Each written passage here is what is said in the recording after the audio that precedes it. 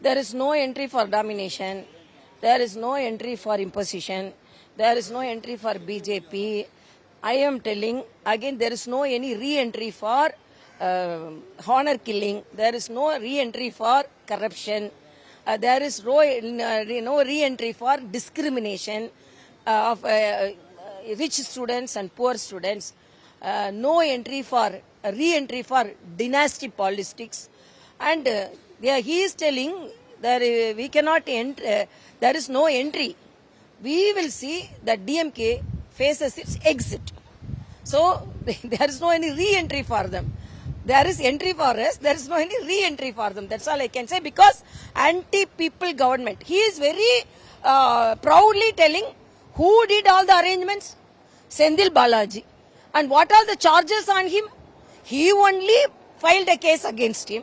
So he should explain to the people of Tamil Nadu why he filed a case against him, corruption charges. And after he joined ADMK, he is celebrating his entry and he is celebrating his activities. Senthil Balaji. So what is Senthil Balaji? What are the charges on him? More than 7 to 8 ministers are facing corruption charges. What happened to that? And why you are not? Today itself, 127.5 crores has been released for Panchayat administration. But they are not conducting Panchayat elections. They are talking about Manila Urimai, rights of state. But they are not giving rights to the Panchayats. For the ordinary people, for the village Panchayats.